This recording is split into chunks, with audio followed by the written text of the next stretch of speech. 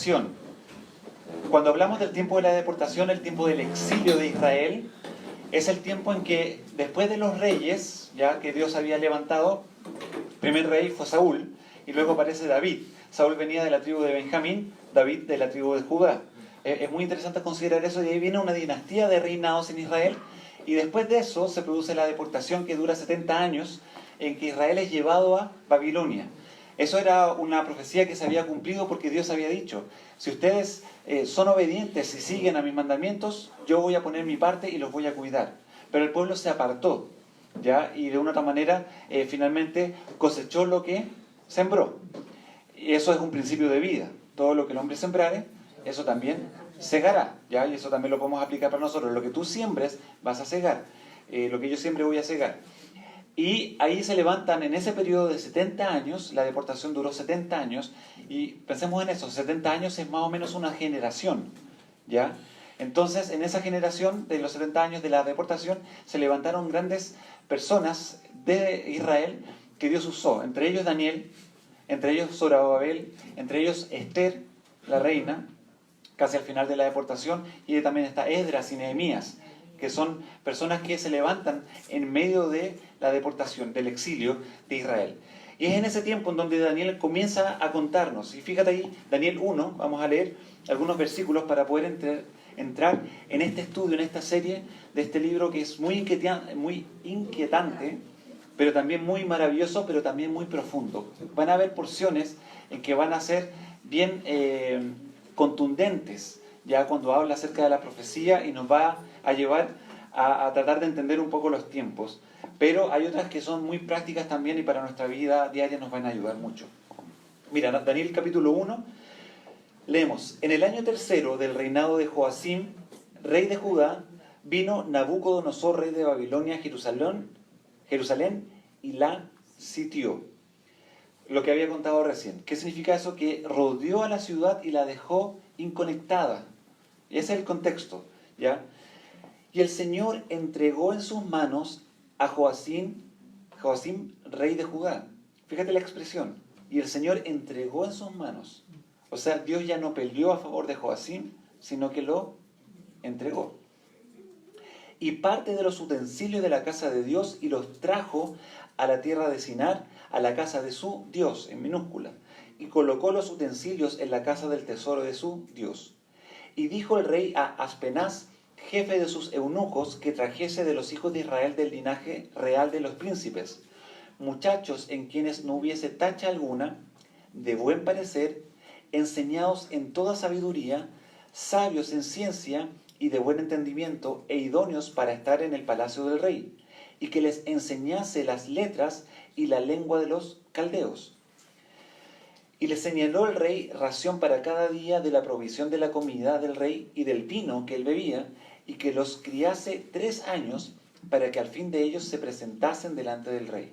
Entre estos estaban Daniel, Ananías, Misael y Azarías, de los hijos de Judá. Fíjate qué interesante, ellos son de la tribu de Judá. A estos el jefe de los eunucos puso nombres. Puso a Daniel Beltsasar, a Ananías Sadrac, a Misael Mesac y a Azarías Abed-nego. Y ahí el versículo 8. Y Daniel propuso en su corazón no contaminarse con la porción de la comida del rey, ni con el vino que él bebía. Pidió por tanto al jefe de los eunucos que no se lo obligase a contaminarse. Y puso Dios a Daniel en gracia y en buena voluntad con el jefe de los eunucos. Y dijo el jefe de los eunucos a Daniel: temo a mi señor el rey, que señaló vuestra comida y vuestra bebida, pues luego que él vea vuestros rostros más pálidos que los de los muchachos, que no son semejantes a vosotros, y condenaréis para con el rey mi cabeza. Entonces dijo Daniel a Melzar, que estaba puesto por el jefe de los eunucos sobre Daniel, Ananías, Misael y Azarías: te ruego que hagas la prueba con tus siervos por 10 días, y nos des legumbres a comer y agua a beber. Vamos a dejar hasta ahí la lectura. Y Daniel comienza con su primer, ¿cómo podemos decir? Su primera experiencia ya en esta nueva vida que él comienza a tener. Ahora, esta vida que él comienza a tener, ¿la buscó él? No. ¿Qué dice el versículo 2? Y el Señor entregó en sus manos a Joacim. O sea, simplemente Daniel estuvo bajo todo el proceso del exilio que el pueblo de Israel sufrió. Por lo tanto, ahí Daniel no tenía mucho que alegar. Simplemente tuvo que ir. Ellos fueron llevados como esclavos. Eso también es importante de considerar. Pero, fíjate el versículo 3. Dice que el rey llama a Aspenaz, que es jefe de los eunucos, y que separara de los que fueron traídos, fíjate, muchachos en quienes no hubiese tacha alguna, o sea, no hubiera fallas, que físicamente estuvieran disponibles, de buen parecer, que fueran buen mozos, enseñados en toda sabiduría, sabios en ciencia y de buen entendimiento, e idóneos para estar en el palacio del rey, y que les enseñase las letras y la lengua de los caldeos. Cuando habla de la lengua de los caldeos, la palabra caldeo, ¿no es cierto?, no es una palabra muy utilizada, pero está hablando del contexto del imperio babilónico. ¿Ya? Eso es lo que se refiere cuando habla de los caldeos, de esa cultura babilónica que se estaba generando en esa época. Y dice, les enseñaré las letras y la lengua de los caldeos. Ahora, cuando uno ve el versículo 4 en el contexto que vivimos hoy día, ¿no te suena a una discriminación? Porque Aspenaz, el rey, llega y le dice claramente, elige de entre medio, ¿no es cierto?, jóvenes de buen parecer, sin tacha, y da una lista. Por lo tanto, ¿hubieron jóvenes que quedaron fuera o no? Sí, claro. Y al tiro uno dice, oye, pero qué discriminatorio. Y quiero llevarte a que podamos entender una idea que, mira, a mí me cuesta mucho. Y yo en otras oportunidades también te lo he dicho, pero tratemos de una otra manera entender un poco el contexto y el concepto de rey. Rey es una persona que es plenipotenciaria, potenciaria. Me refiero a que tiene todo poder, toda autoridad. El rey mandaba y se definía. De hecho, se decía que Nabucodonosor tenía incluso el derecho de la vida y de la muerte sobre las personas. Entonces, a nosotros nos cuesta mucho entender el concepto de rey, porque hoy día la autoridad está muy, ¿no es cierto?, dejada a un lado. O sea, oye, miramos, ¿no es cierto?, y nos encontramos con los problemas dentro de Carabineros, nos encontramos con los problemas dentro de las Fuerzas Armadas, con los problemas dentro del gobierno, con el alcalde que se robó la plata, con el gran educador, ¿no es cierto?, que finalmente fue un abusador y a muchos de sus pupilos él los terminó abusando sexualmente, ¿ya? Y ahora le quieren quitar el Premio Nacional de Literatura, me refiero a Hugo Montes, y uno se encuentra con esas cosas. El gran hombre religioso Renato Poblete, que incluso un parque fue puesto su nombre y ahora le sacaron el nombre al parque y uno se... Entonces las autoridades, aquellas personas que se pusieron en liderazgo, hoy día están muy desarmadas. De hecho, no sé qué líder uno puede ver hoy día. Uno mira y... ¿qué presidente? ¿Te fijas? Entonces uno ve y se encuentra con peñas de cosas. No hay un presidente, no hay un líder, no hay una persona que realmente pueda gobernar. Pero el rey tiene otra categoría, es otra autoridad. Por eso digo que en nuestro contexto nosotros vivimos mucho con el concepto de repúblicas. Nos cuesta mucho entender, porque no existe alguien que tenga la capacidad de un rey. Pero acá el rey ordena y él determina. ¿Y discrimina? Sí, discrimina. Pero de una otra manera está poniendo pautas para lograr siempre algo mejor. Y en ese sentido quiero decir una pequeña idea. Hoy día somos muy buenos para irnos a un extremo a otro. Y cuando hablamos de discriminación, no discriminación, todos son aceptados. Ojo, tú a diario discriminas. Cada uno de nosotros discriminamos. El ejemplo más sencillo, abre el refrigerador, ¿no es cierto? Y vas a ver un plato que cocinaste el miércoles pasado y lo sacas, lo hueles un poco y ya, claro, uno se sale caminando el plato, ¿no es cierto? Pero tú miras y dices, oh, y lo discriminas, porque hay factores que empiezan a ser, ¿no es cierto?, afectan, ¿no es cierto?, el tema de poder comerte eso o no. Entonces uno discrimina a diario, en muchos aspectos uno discrimina. Entonces, ¿cuál es el conflicto? ¿Cuál es el problema cuando uno discrimina arbitrariamente? Cuando uno discrimina no por conceptos objetivos, cuando uno discrimina de manera también, podremos decir, burlona o despectiva. ¿Ya? Y por eso hablo del concepto arbitrario, en que no hay una relación clara de por qué uno discrimina. Entonces la discriminación en sí no es mala. El problema es ¿Por qué yo llego a discriminar? Lo que Nabucodonosor hizo acá fue decir, ¿sabes qué? Yo quiero lograr un mejor nivel de estos jóvenes. Y para eso entonces voy a avanzar. Y comienza a discriminar. Entonces, el concepto que nosotros debemos manejar no es igualdad, sino libertad. ¿Por qué? Porque la libertad es lo que nos permite a cada uno ser libres para poder decidir. Pero la igualdad es un concepto un poco peligroso, ¿ya? Porque la igualdad, de una otra manera, ¿qué es lo que hace? Nos uniforma, o sea, nos deja de una misma forma. Y eso es un concepto peligroso. Porque si hay alguien que es capaz en un área, no, todos iguales.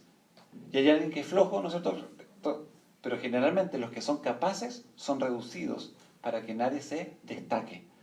Y eso es un concepto peligroso. Por eso la igualdad es un concepto que suena lindo en la teoría, pero, y de hecho he visto mucho, la palabra no respalda mucho el concepto de igualdad, pero sí libertad.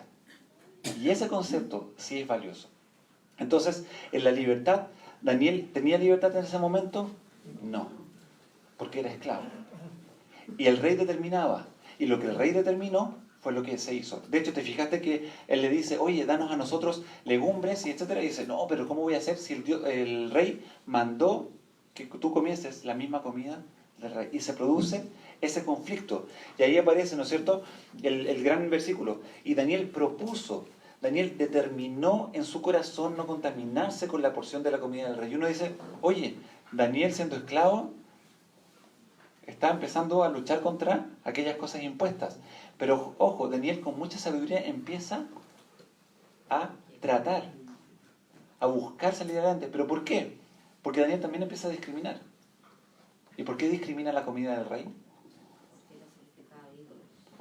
Porque la comida del rey era presentada a los dioses paganos y todo el banquete que se producía en la mesa real tenía un concepto completamente espiritualmente fuera de lo que Dios quería. Y por eso Daniel sabía que las carnes que se servían eran animales sacrificados a los dioses paganos. Sabía que los alimentos que se servían eran alimentos que habían sido de una otra manera ofrecidos a dioses paganos y dedicados a ellos. Y Daniel dijo no. Y ahí hablamos recién, el tema de la convicción. Ser personas de convicción. Ahora, ¿cuál es el punto de partida? ¿Qué va a determinar mi convicción? ¿Qué determina tu convicción? ¿Y por qué hablo de esto? Uno muchas veces actúa muy influenciado por el grupo en el que está. De hecho, sal después de un día de clases de un liceo y te vas a dar cuenta con el grupo de niños que van caminando por el liceo, o sea, afuera del liceo, andan todos aleonados. Y si pasa algo, todos tiran la talla. Y todos tiran la talla. Pero después se empieza a separar el grupo y queda un joven solo y se sube al Transantiago y parece un pulli con cara dormida, ¿no es cierto? Y pasa algo y yo, no pasa nada, no. Pero cuando estaba en el grupo, bacano, ¿no es cierto? Hay que portarse y no sé mostrar. Entonces, los grupos que nos rodean muchas veces nos influencian y comienzan a nosotros a desencajarnos. Y ahí es donde comienzan a aparecer las convicciones. Entonces la pregunta es, ¿cuáles son tus convicciones? ¿Cuáles son mis convicciones? Daniel tenía clarísimo que Dios era su Dios. Y aquí quiero hacer un alcance muy, muy hermoso y acompáñame a Deuteronomio capítulo 6, porque dentro del contexto tengo toda la sospecha que Daniel tuvo esta influencia.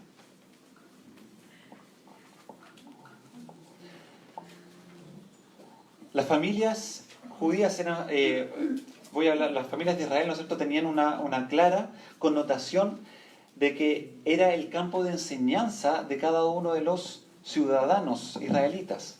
Era en el seno familiar donde el padre de familia enseñaba, donde la madre colaboraba para que los niños salieran adelante. ¿Dónde conocían la ley de Dios? Primero, en su hogar. Y luego, en el templo, ellos compartían. De hecho, es muy interesante, hay algo que me llamaba mucho la atención, y de repente pensaba, Señor, ayúdanos a poder avanzar en ese sentido. Las sinagogas, ¿te acuerdas cuando Jesús, Lucas capítulo 6, se pone en pie y toma un rollo y comienza a leer Isaías 61? Él empieza a leer ahí. ¿Y por qué comienza a leer Isaías?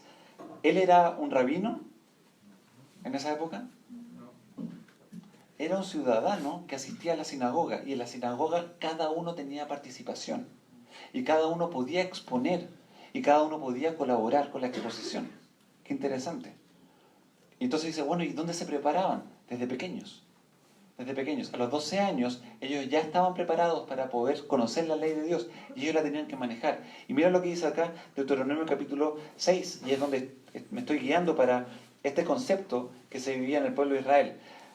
Creo que era general, pero no eran todos. Pero dice, estos son los mandamientos, estatutos y decretos que Jehová vuestro Dios mandó que os enseñase, para que los pongáis por obra en la tierra a la cual paséis vosotros para tomarla, para que temas a Jehová tu Dios, guardando todos sus estatutos y sus mandamientos que yo te mando, tú, tu hijo y el hijo de tu hijo, todos los días de tu vida, para que tus días sean prolongados.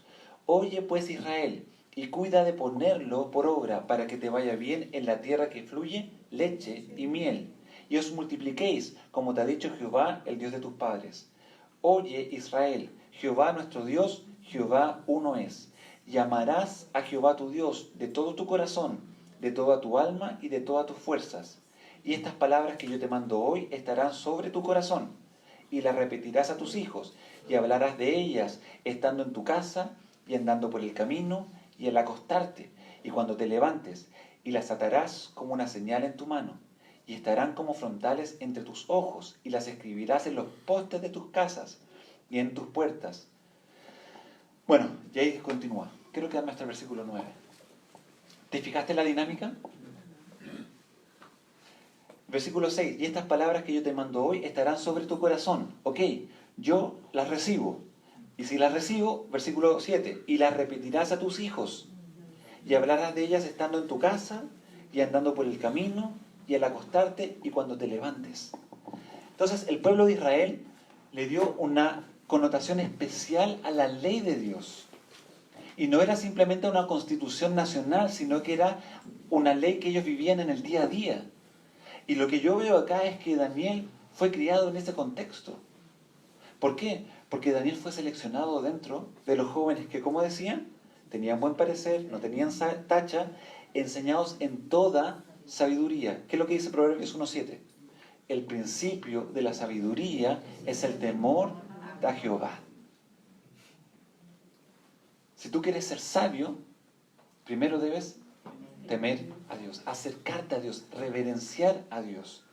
¿Ya? Y en eso quiero, hermanos, muchos decimos, no, yo quiero ser inteligente. Siri es inteligente. Tu celular es inteligente. No me acuerdo cómo se llama el de Android, Cortana, no el de Windows PC, que siempre trata de copiar, pero no resulta mucho y cuando uno le habla no funciona. Pero bueno. Siri es el de iPhone. Sí, publicidad gratis. Bueno, pero el punto está en esto. Ellos son inteligentes porque toman información y la manejan, pero no son sabios. Es inteligencia artificial. La inteligencia es poder hacer las cosas. La sabiduría es cómo hacer las cosas. Y eso es lo que Daniel tenía, sabiduría. Y Daniel fue recordado y es recordado aún como un hombre de mucha sabiduría. ¿Qué es lo que nos quiere dar Dios a nosotros? Sabiduría. Para no saber hacer cosas solamente, porque eso la verdad que es fácil, sino cómo hacer las cosas. De hecho, en nuestros días, ¿a cuánto nos ha pasado que estamos enfrentados a un problema y qué es lo que hacemos? Cuando estamos enfrentados a una cosa que no sabemos, o nos vamos a encontrar con una empresa que no conocemos, o queremos comprar un producto que nos tinca pero no sabemos mucho. Googleamos. Nuevo verbo para la RAE, ¿no es cierto? Google. Una hermana más espiritual dice, oramos. Deberíamos seguir el ejemplo. Bueno, antes de orar, mucho lo que nosotros que hacemos, googleamos. ¿Por qué? Porque ahí tenemos mucha información. Pero esa información no nos hace sabios. Esa información solamente nos da conocimiento, inteligencia. Pero ser sabio es cómo yo uso ese conocimiento. Y esa es la diferencia. Y eso no es fácil de conocer. ¿Qué es lo que dice ahí Daniel? Daniel estaba lleno en sabiduría, sabios en ciencia y en buen entendimiento, e idóneos para estar en el palacio del rey. Y sabes que me gusta mucho eso, idóneos para estar en el palacio del rey. Y aquí quiero llevarte también un principio que nos sirve mucho a nosotros. Por favor, cuando Dios llega a tu vida, y esto es muy práctico, cuando Dios llega a tu vida, Él toca tu corazón, cambia tu pasado, comienza a tratar con tu presente y te promete un futuro junto con Él. Y trata con muchas cosas que en tu vida son complicadas y conflictivas. ¿Y qué es lo que hace? Ordena tu carácter, ordena tu personalidad y tu temperamento. Y ahí comienza una vida guiada por el Espíritu Santo. Efesios 5, ¿qué es lo que nos dice? Estad llenos del Espíritu Santo. ¿Para qué? Para poder tener una vida equilibrada, guiada por el Señor. ¿Y de qué me sirve eso? ¿Te fijaste lo que dice ahí? E idóneos para estar en el palacio del rey. Lo que Dios quiere es que tú y yo seamos personas capacitadas para estar en el palacio del rey. ¿Pero cómo es eso? ¿A qué voy? Dios cuando trata contigo, trata la autocompasión y dejas de sentirte tú la persona más miserable del mundo.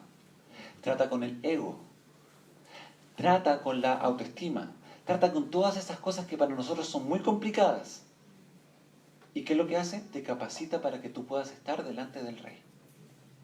Y tú dices, oye, un momento, voy a ser llamado por el presidente. No, delante del rey. Me estoy refiriendo a Cristo. Pero, al mismo tiempo, tienes un carácter humilde.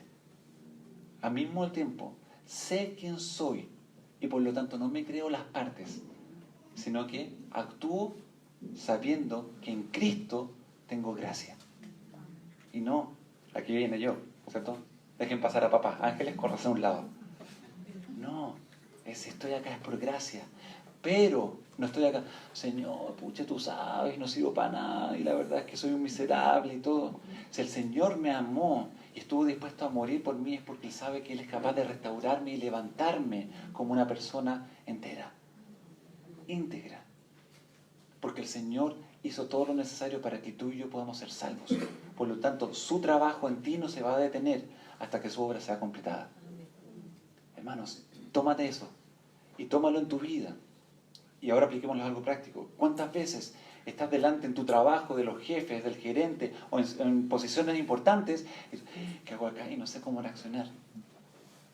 Y es porque estás luchando dentro tuyo con cosas en que tú piensas que no eres suficiente. Pero Cristo ya te hace suficiente. ¿Cuántas luchas se ha producido? Y comparto un tema de Chile. ¿Te acuerdas del concepto de Plaza Italia para arriba? Y pasa que mucha gente de repente, ¿no es cierto?, va al mall de la dehesa o al portal de la dehesa y se sienten raros. Uy, no, aquí están todos los cuicos. Uy, no. Y no saben cómo comportarse. Te voy a decir las dos partes. Eso también es discriminación. Eso también es mirar, ¿no es cierto? Y como, no, sácate la papa a la boca. Oye, todo aquí, ¿no? Y está con ese tema, ¿no es cierto? Y empezamos con ese conflicto. Pero eso es porque hay algo interno en mí que no ha sido tratado y que yo no he sido idóneo para estar en la presencia de. Hermanos, cuando estamos en Cristo podemos estar en la presencia de grandes ministros, presidentes, gobiernos y podemos estar sentados al lado de una persona en situación de calle que no tiene dónde dormir y abrazarlo con el mismo amor que también tratamos a otras personas. Eso es maravilloso, porque el Señor lo hace. ¿Por qué? Porque el Señor nos muestra que cada persona es valiosa, porque fue creada a imagen y semejanza de Dios. Y no hay personas de que, y lo desprecio, ¿por qué? Porque no sé cómo tratarlo. Y tampoco hay personas que miran menos, porque, no, tú eres, no. A todos los podemos tratar de una manera en que ellos también pueden ser dignos. ¿Por qué? Porque Cristo desde la cruz me miró también, para que yo pueda ser en Cristo digno.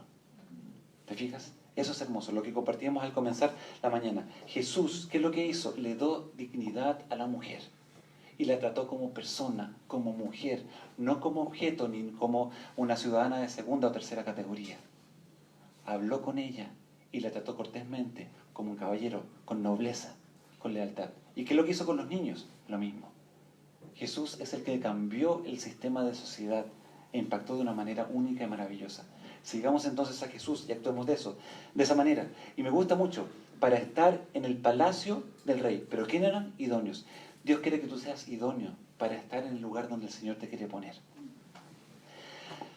Ok, dice el versículo 9, y puso Dios a Daniel en gracia y en buena voluntad con el jefe de los eunucos. Y me gusta mucho eso. Dios, ¿qué es lo que hizo? Le dio gracia. Muchas veces yo he tomado este pasaje y lo he logrado. Señor, voy a enfrentar una situación difícil, voy a conversar con una persona, voy a tener que tratar unos aspectos. Dame gracia. Dame gracia. Pero para pedir gracia, ¿qué debo hacer? Estar en comunión con Él. ¿Te fijas? Y el Señor, ¿qué es lo que hizo con Daniel? Le dio gracia y en buena voluntad con el jefe de los eunucos. Aspenaz, ¿quién era? Dice ahí jefe de los eunucos, había decretado, dijo, no puedo cumplir tu petición. Pero mira el versículo 11. Entonces dijo Daniel a Melzar, que estaba puesto por el jefe de los eunucos. O sea, habló con Aspenaz y Aspenaz dijo, no puedo. Porque el rey me dijo a mí. Pero ¿quién era el final que tenía que tratar con la comida? Era Melzar. Entonces Daniel dijo, bueno, Aspenaz no quiere, voy a hablar con Melzar. Y habló con Melzar. ¿Y qué es lo que pasó con Melzar? Te ruego que hagas la prueba con tus siervos por 10 días y nos des legumbres a comer y agua a beber. Y compara luego nuestros rostros, los rostros de los muchachos que comen la ración de la comida del rey, y haz después con tus siervos según veas. O sea, le dijo Daniel, si nosotros nos encontramos deteriorados y no estamos capacitados para permanecer en la presencia del rey, mátanos. O haz como, ¿no es cierto?, te sea conveniente. Wow. Acúsanos, no sé, etcétera. Pues incluso Melzar, para salvar su propia cabeza, podría haber dicho, ellos, ¿no es cierto?, se están rebelando y no están comiendo y están haciendo huelga de hambre, ¿no es cierto? Podría haberlo hecho, pero Daniel de una otra manera no lo hace. ¿Por qué? Mira, nos vamos a encontrar, acompáñame a Daniel 2:21. Después vamos a ver un poco este versículo desde otra perspectiva, pero quiero llevarte a esta idea. Daniel 2, 20 y 21. Y Daniel habló y dijo, sea bendito el nombre de Dios de siglos en siglos, porque suyos son el poder y la sabiduría. Él muda los tiempos y las edades, quita reyes y pone reyes, da la sabiduría a los sabios y la ciencia a los entendidos. Él revela lo profundo y lo escondido, conoce lo que está en tinieblas y con él mora la luz. Y ahí sigue. Ese es un momento en que Daniel habla después de haber sido revelado un sueño. Pero fíjate lo que Daniel describe de Dios. ¿Te fijas cómo describe a Dios? Él muda los tiempos y las edades, quita reyes y pone reyes y da la sabiduría a los sabios. Hechos 17. Pablo se toma un poco de lo mismo de Daniel para establecer quién es Dios y lo establece delante de los atenienses.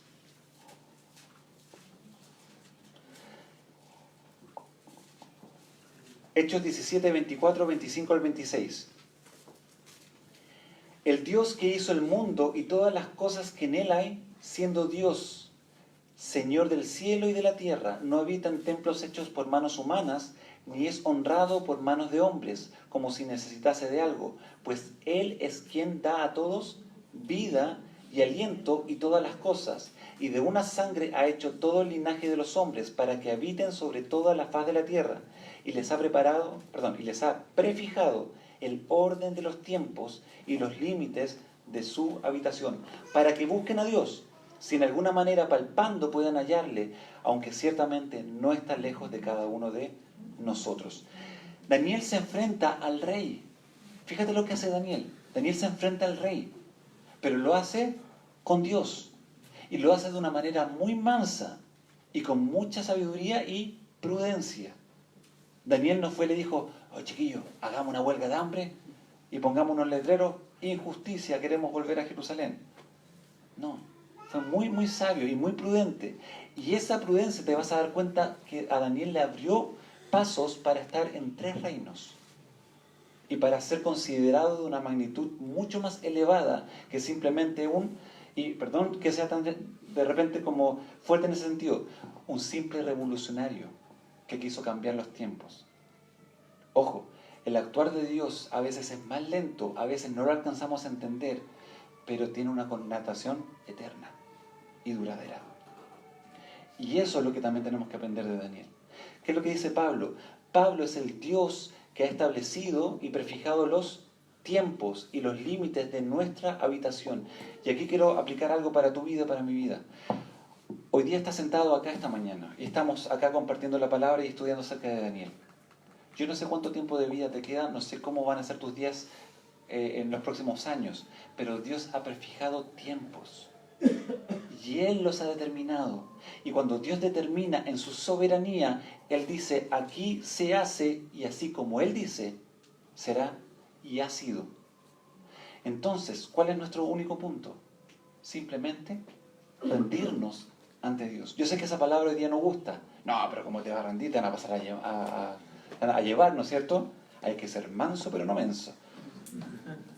Cuando me rindo a Dios, dejo que Él tome mi vida y me guíe, porque Él es el Dios soberano y a Él no le puedo hacer contra. ¿Cómo está tu relación con Dios? Dios ha prefijado el orden de los tiempos y los límites de nuestra habitación. Eso te ha dado Dios. ¿Cómo lo estás usando? Y ese es el punto. Y aquí quiero llegar a otra idea que me gustó mucho. Y volvamos ahí a Daniel.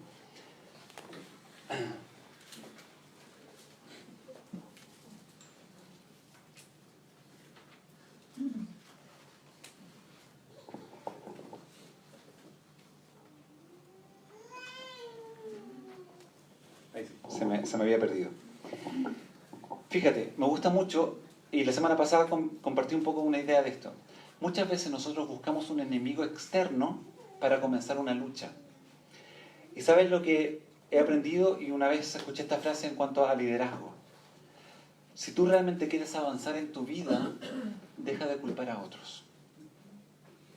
Porque cada vez que culpas a otros, esa es tu excusa para mostrar la mediocridad. La verdad que me molestó esa frase, pero la he empezado a aprender. ¿Por qué? Porque cuando yo empiezo a culpar a otros, siempre me justifico a mí mismo que los otros me han afectado de tal manera que lo que yo vivo ahora es porque los otros. Fíjate, Daniel no buscó un enemigo externo a quien culpar de su situación. Y lo vamos a ver en todo el libro. Daniel en ningún momento dijo, Dios, yo me aprendí la ley, mis papás me enseñaron, amarás al Señor tu Dios. Oye Israel, Jehová nuestro Dios, Jehová uno es, y mira dónde estoy. Daniel nunca dice eso. Daniel nunca le dice, tenemos un enemigo en común afuera, son los babilonios. Tenemos que juntarnos y permanecer acá unidos y luchar con... Nunca dice eso. Daniel ve su condición, mira su realidad y empieza a usar su sabiduría, la sabiduría que Dios le había dado. Y empieza a decir, ¿qué voy a hacer con lo que tengo? Señor, dame sabiduría para que lo que tengo, lo que estoy enfrentando, pueda sacar el mejor provecho. Pero no voy a culpar a otros. Siempre que yo culpo a otros, finalmente, ¿qué es lo que estoy haciendo? Me estoy quedando en mi nivel. Cuando yo soy confrontado a conflictos, a problemas que me empiezan a sobrepasar, Dios me levanta y me lleva a otro nivel. Sé que eso suenan como palabras un poco de avance y del campeón de que estás adentro, pero es la realidad del trabajo de Dios. Dios trata con tu carácter, trata con mi carácter de tal manera que podamos avanzar. ¿Para qué? Para que finalmente Cristo sea formado en ti y en mí. Y eso es pasar a otro nivel. Fuimos creados para la gloria de Dios. ¿Estás viviendo al nivel de la gloria de Dios? ¿Te fijas que no son palabras simplemente de autoayuda? Sino que la palabra de Dios nos lleva a darnos cuenta que el plan de Dios es superior. Pero muchas veces nosotros usamos nuestras propias armas y avanzamos nosotros antes. Ayer veía, y me gustó mucho esta imagen, me hizo mucho sentido, veía el príncipe Caspian con mi hija de las crónicas de Narnia. Y hay un momento en que muestran una imagen muy interesante, en que en un salón estaba la imagen de Aslan, el león. Y en un momento dado, delante de esa imagen, hacen un ritual ya muy, muy oscuro, y finalmente levantan una pared de hielo que tapa la imagen de Aslan. Y ahí aparece la bruja de hielo. Ya yo sé que es fantasía y todo, ese Lewis se fue en la volada con muchos elementos ahí. Pero esa idea me llamó mucho la atención. Porque Aslan, que muchos, y la verdad cuando tú lo miras, representa a Jesucristo, de ahí sacó la idea C.S. Lewis, está ahí, la imagen de Aslan, y delante se toma la pared de hielo y tapa a Aslan. Y finalmente todo lo que pasa adelante, y está el príncipe Caspian, tiene que tomar decisiones, ya no mira a Aslan, sino que mira la pared de hielo. ¿Cuántas veces nos pasa que nosotros estamos en nuestra vida avanzando y dejamos de poner nuestros ojos en Cristo? Y miramos otras cosas y empezamos a confundirnos. Ese es el desafío. Hermanos, pon tus ojos en Cristo. Mira a Cristo y deja de culpar a otros. Porque el único responsable de tu condición eres tú, por tus decisiones. Si tú estás mal, tú dices, no, es que me he ido mal, etcétera y todo, y voy a culpar a otros, culpando a otros, también estás siendo responsable de tus malas decisiones, porque te estás quedando ahí. Hermanos, avanza por más. Y con Jesús podemos. Y ahí todos se están acordando de Filipenses 4:13. ¿Todo lo puedo en? Sí, está en otro contexto, pero podríamos también aplicarlo. Y quiero la última idea. Romanos 12, 1 y 2. Para ver este contexto. Dios manda entonces al pueblo de Israel al exilio. ¿Daniel sabía quién era su Dios? De todas maneras. Daniel sabía quién era Dios. Y mira lo que dice Romanos 12, versículo 1 y 2. Yo sé que es muy conocido, pero quiero dejártelo ahí para animar tu vida. Así que, hermanos, os ruego por las misericordias de Dios. Fíjate, Pablo ruega por la misericordia de Dios, que es nueva cada mañana. Por la misericordia de Dios, que es más deseable que nuestra propia vida, dice el Salmo 63. Que presentéis vuestros cuerpos en sacrificio vivo, santo, agradable a Dios, que es vuestro culto racional. Miro este versículo y quiero aplicarlo a Daniel. Imagínate, y esto es lo que quiero decirte. Daniel llega a Babilonia y se enfrenta a un mundo nuevo. Se enfrenta a personas nuevas, a una realidad completamente nueva. Y Daniel podría haber tomado otra decisión de la que tomó. Podría haber dicho, aquí nadie me conoce. Nadie sabe que mis papás me enseñaron ahí, amarás al Señor tu Dios, me llevaban a la sinagoga y todo. Nadie conoce ese pasado y que yo no quería ir. Vamos, apréndete el versículo, ¿no es cierto? Vamos a cantar el canto y todo. Y Daniel vivió con eso y él dice, todo eso lo dejo atrás. Y ahora hago algo nuevo. Como nadie me conoce, me voy a conseguir un par de mujeres babilónicas, han dicho que son interesantes. Vamos con la comida del rey, total nadie me conoce, ¿no es cierto? Al lugar donde fueres, haz lo que vieres, vamos. Y entonces empieza a aplicar eso, porque nadie me conoce. Empieza a negar todo lo que Dios le dio en un momento dado y lo deja escondido debajo de la alfombra y trata de olvidarse de quién realmente Él es. Y comienza a perder su identidad. ¿Por qué? Porque nadie lo conoce. Lo puedes aplicar también a tu vida. Yo lo puedo aplicar a mi vida. Cuando vas a un trabajo nuevo, cuando sales de vacaciones, cuando te cambias de casa. Y ahora hablamos también a muchos de los que comparten con nosotros hoy día y que les hemos dicho bienvenidos. Cuando sales de la tierra en la cual naciste y comienzas a vivir en Chile como migrante. No, aquí nadie me conoce, voy a hacer las cosas. No. Dios está en todo lugar y no puedo escapar de la presencia de Dios. Y Daniel sabía perfectamente quién era su Dios. El Dios que quita reyes y saca reyes. El Dios que tiene poder por sobre todas las cosas. Y por eso siento que Daniel vivió lo que Pablo dijo. ¿Qué es lo que hacía? Presentaba su cuerpo en sacrificio vivo, santo, agradable a Dios, que es el culto racional. Y veía que los babilónicos tomaban y se embriagaban. Veía que los babilónicos descubrían nuevas drogas, nuevas orgías, nuevos sacrificios, nuevas sensaciones, nuevos placeres. Y él decía, yo pertenezco a Dios. Yo pertenezco al Dios de mis padres. Esa es mi identidad. Y fíjate el versículo 2. No te conformes a este ciclo, sino transfórmate por medio de la renovación de vuestro entendimiento. Y fíjate la palabra, conformar y transformar. ¿Te parecen como similares? La palabra final es forma. No te conformes, o sea que tu forma simplemente quede ahí, sino transforma. Qué interesante. Lo estaba viendo y me hizo mucho sentido. De repente dije, sí, no me quiero conformar como adecuar, en el fondo quedarme ahí, sino que me quiero transformar con el poder de Dios. Entonces, no te conformes a este ciclo, no te conformes a este mundo, sino transfórmate por medio de la renovación de vuestro entendimiento para que compruebes cuál sea la buena voluntad de Dios, agradable y perfecta. La voluntad de Dios, buena, agradable y perfecta. Dios está tratando con muchas cosas al mismo tiempo y me encanta ver cómo yo puedo mirar el mundo y decir, ok, ¿me voy a conformar? No, me voy a transformar y me voy a levantar. ¿A qué? Al nivel de Dios. Pero los que esperan en Jehová tendrán nuevas fuerzas. ¿Quieres tener nuevas fuerzas? Espera en Dios. ¿Quieres que el Señor te levante? Espera en Dios. La mirada de un águila es completamente diferente a la mirada de una hormiga. Deja que el Señor te levante y que puedas ver con los ojos de Dios y contemplar la hermosura de su obra. Y eso a veces requiere tiempo y requiere esfuerzo. Esperar. No te conformes, no nos conformemos a este ciclo, sino transformémonos por medio de la renovación de nuestro entendimiento. Dejemos que nuestro entendimiento sea transformado. Y en ese sentido, ¿qué significa eso? Hermanos, tenemos que luchar con el trato que nos han enseñado. ¿Cómo se tratan los hombres con las mujeres? Nos han enseñado malas pautas. ¿Qué dice la palabra? Ahí está la transformación. ¿Qué es lo que realmente te causa placer en tu vida? Nos has enseñado cosas. No, es que esto te causa placer. Vamos, descubre esto, prueba esto. Tu cuerpo te lo pide. No, no quiero eso. Me transformo.